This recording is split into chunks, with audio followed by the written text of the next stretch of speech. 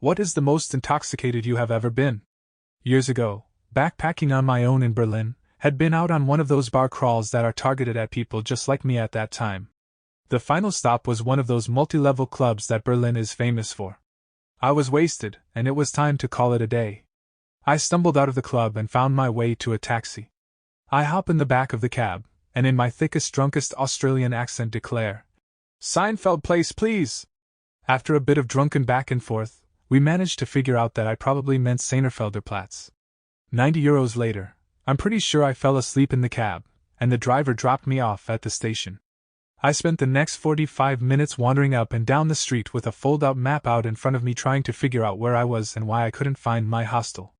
At least 2 different people came up to me to see if I was okay or needed help. I finally found my hostel, directly across the street from where the cab had dropped me. I was about 19, and my mates had a house near a bar, so we all used to go there, get drunk, walk to the house and sleep in the living room.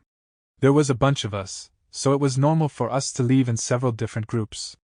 One night on the way home, we passed a construction site with a shirt hanging off the fence. A few homes down was a singlet, further on were shoes, then socks, then pants.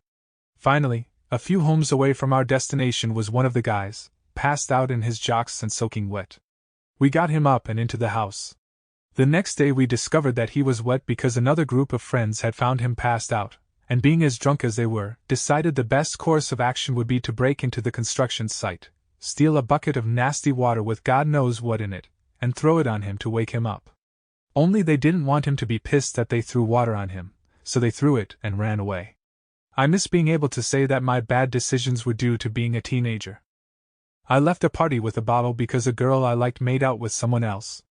Eventually walked back and fell asleep in the boat my buddy's dad had, because I didn't want to go back inside the party. Woke up getting poked with a broom and told to get out. I had climbed into a neighbor's boat several streets down. During college, in about 1993, I was at a birthday party in downtown Baltimore and left after midnight to take a bus home. When I woke up, I was lying on a pile of sheet metal in some kind of factory, welding and sparks flying around me.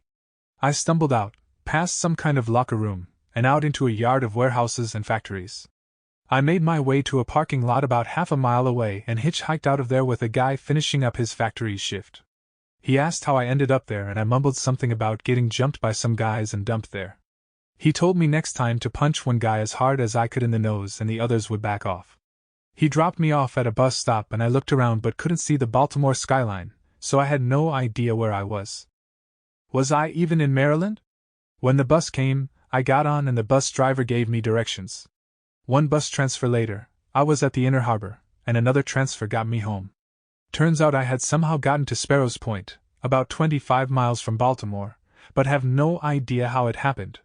Ordered 10 tequila shots for a group. Only 2 people took me up on it, so I wasn't going to let them go to waste. 2 hours later I woke up with a new hat, laying like Jesus on the cross on the hood of a random car in a near-empty parking lot in Antigua. I woke up on the floor with one leg on the couch in a stranger's living room and only tighty-whities that were not mine, and my and balls were stuck out through the little hole flap in the front. A guy around my age came out of a hallway and said, "Oh good, you're finally awake. Can you please leave?" I was so embarrassed and freaked out I just got up and walked out the door, got to the road and realized I was only a few minutes' walk from my friend's house, where we had started drinking the night before, so I instinctively started walking that way. But I was in such a daze trying to remember what had happened that I didn't realize my was hanging out till a car drove by. Then it hit me that I was basically naked, and I started walking as fast as I could to my friend's house. Luckily, when I got there, his mother and sisters were all gone, and he and another friend from a few miles down the road were sitting playing video games. I immediately asked them what the hell happened and why the hell they left me with a stranger, and they just laughed. To this day, I have yet to get a straight answer from the one of them as to what happened that day. I never got my clothes back either.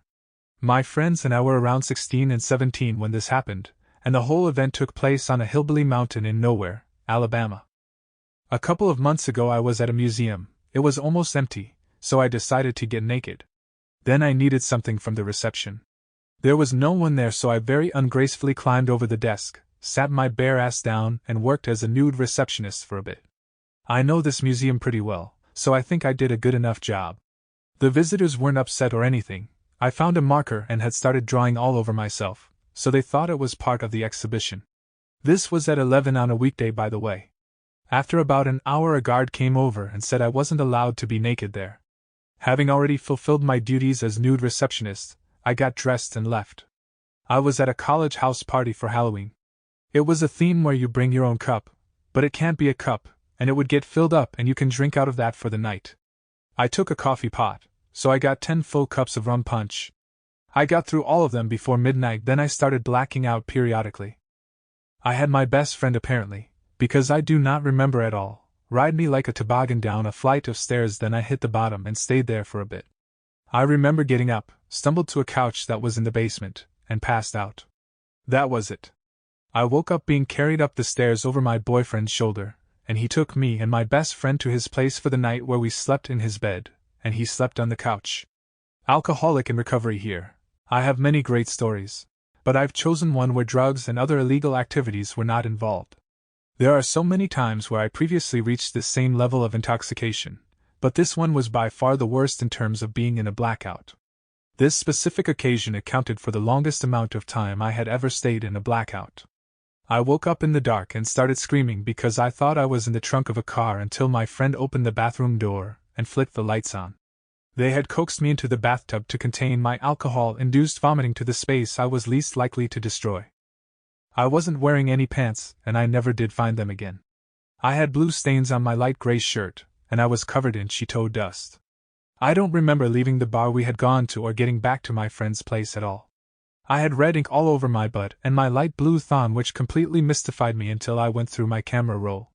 Someone had taken a video on my phone of me bent over the shooter bar and having a stripper sign my butt with a red marker.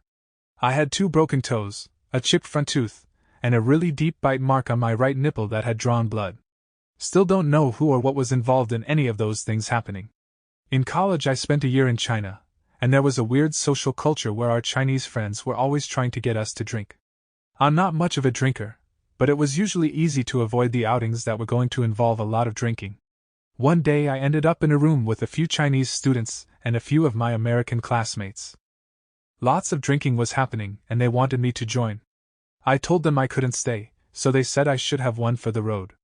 I accepted, and with poorly suppressed giggles, they handed me a regular drinking glass with about 6 ounces of baijiu in it. Let me take a moment to explain baijiu for anyone who's unfamiliar. It's a 120-ish proof rice liquor that tastes like bottled evil. You could get the good stuff at high prices, or you could buy it in plastic bottles for less than the price of a bottle of water.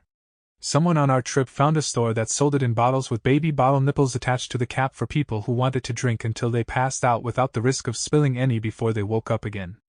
So, looking at this glass, and not wanting to make Americans look weak, I said something about, "Oh, you could have given me a big one if I have to go early," and downed it in one go.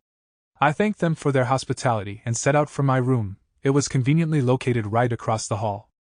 That was lucky for me, because on my first step across the hall, I was fine, the second step felt sloppy, and by the third step I was holding on to my doorknob for dear life.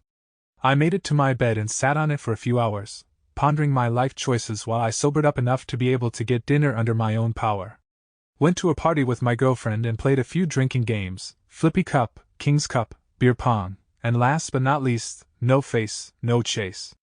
No Face, No Chase sent me over the edge because I kept winning every single round and drank a good amount of 1800 tequila. I drove back to our apartment, but when I woke up, I was in my aunt and uncle's house, upstairs in their hallway, with my underwear on inside out, and my uncle was nudging me with his foot. When I looked up at him, he said, "Must have been a fun night if you ended up here. Before you leave, clean up the mess." He went downstairs, and as I struggled to get off the floor while trying to figure out what the hell happened after we left that party, I opened the door to the other room, and the mattress to the bed was on the floor with my girlfriend passed out on it, but there's puke all around it and leading into the hallway. Wild night, I still don't have all the answers. I haven't drunk a drop of alcohol since, and the smell of 1800 tequila makes my soul sick. That was 8 years ago. I wrestled naked with 2 of my friends and then fell off the bed. I fell asleep and proceeded to poop all over myself and the floor. Woke up and thought I still had more in me, so I carried my poop with me to the toilet and sat down like the idiot I was. The cleanup took longer than expected. Surprisingly got our bond back on the Airbnb too. I had just moved to a new apartment in Madison, so me and my roommates had a party and polished off like 12 beers each. I went over to a girl's place that night that I had literally just started hanging out with. I was so drunk that I literally showed up and fell asleep on her bed. Next thing I know, I'm sitting by her wall getting hit by a Clorox wipe container that she threw at me. I apparently got up and peed all over her wall. We ended up dating for like 2 years. I don't know how she got over the fact that I peed on her wall.